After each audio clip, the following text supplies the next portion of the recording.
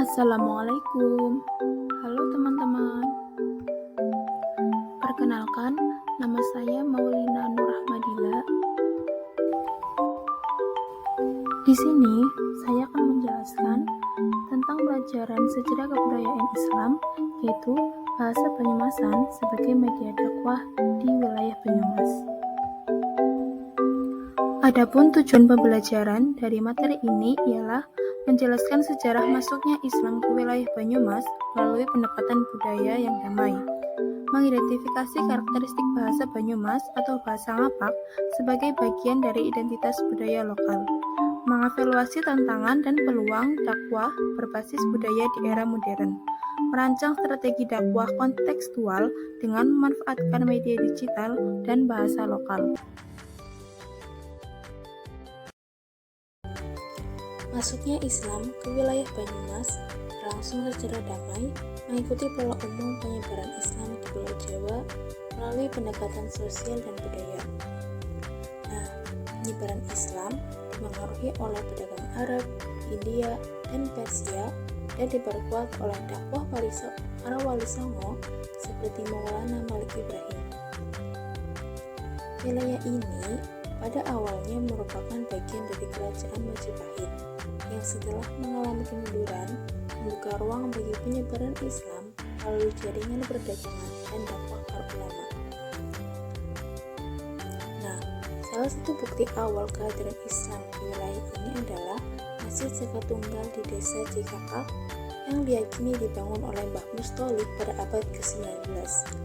Meski angka tahun berdatangannya menunjukkan 1824 Masehi, masjid ini tetap menjadi simbol penting dalam sejarah dakwah Islam lokal, terutama karena menjadi pusat komunitas Islam Aboge.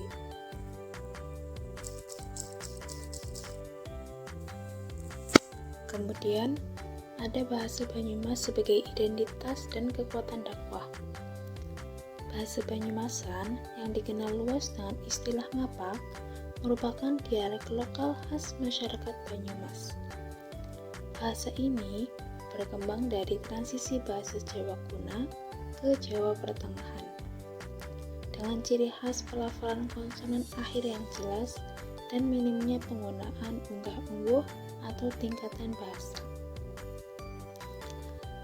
Jadi, bahasa ini menjadi bahasa ibu oleh mayoritas masyarakat Banyumas, yaitu mencerminkan karakter masyarakat Banyumas yang dikenal jujur, lugas, dan egaliter. Bahasa ini bukan hanya sarana komunikasi, tetapi juga simbol identitas budaya yang memperkuat rasa kebersamaan dan komunitas lokal.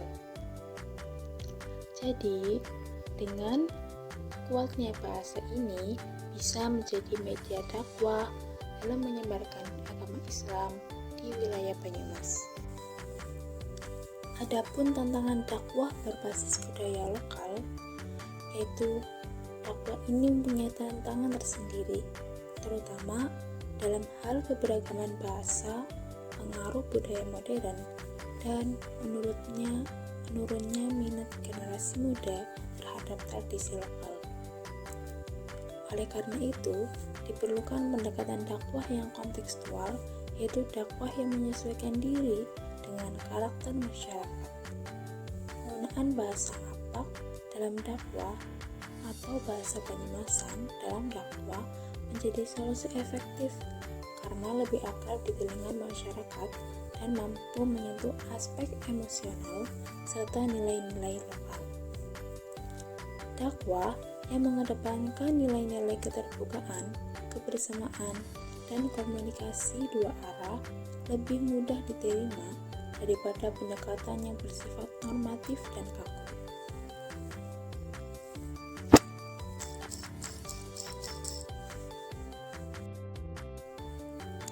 Adapun strategi dan peluang dakwah di Banyumasan, yaitu menyebarkan dakwah di wilayah Banyumas dengan bahasa Banyumasan saat ini pada era modern dibutuhkan strategi khusus. Bahasa Banyumasan merupakan bahasa lokal yang sangat melekat pada kehidupan sehari-hari masyarakat, sehingga Dengan begitu, dakwah menggunakan bahasa Banyumasan dapat menciptakan peluang untuk memperluas dakwah. Peluang dakwah di era digital terbuka sangat lebar di tengah pesatnya perkembangan teknologi dan media sosial.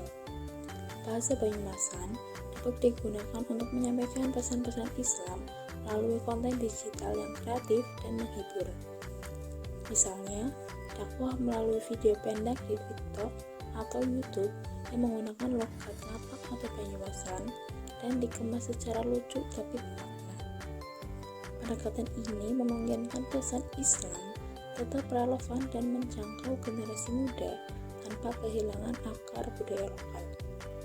Di sisi lain, pesantren-pesantren di Banyumas juga memainkan peran penting sebagai pusat pendidikan Islam yang membentuk kader dai lokal yang memahami konteks budaya setempat.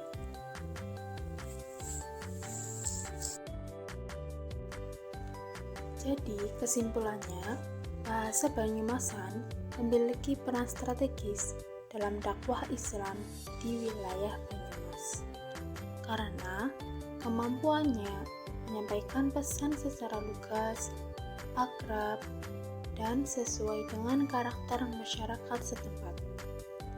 Sejarah panjang masuknya Islam ke Banyumas menunjukkan bahwa pendekatan budaya dan bahasa lokal telah menjadi kunci keberhasilan dakwah yang damai dan berkesinambungan. Bahasa Banyumas dengan sifat egaliter dan ekspresifnya dapat memperkuat pesan-pesan dakwah agar lebih mudah diterima. Meski menghadapi tantangan seperti modernisasi, individualisme, dan menurunnya minat terhadap budaya lokal, dakwah berbasis bahasa Banyumasan tetap memiliki peluang besar jika dikemas secara kreatif, termasuk melalui media sosial dan konten digital. Oleh karena itu, pelestarian bahasa dan budaya lokal tidak hanya penting untuk identitas daerah, tetapi juga menjadi aset dalam strategi dakwah Islam yang kontekstual dan efektif di era global saat ini.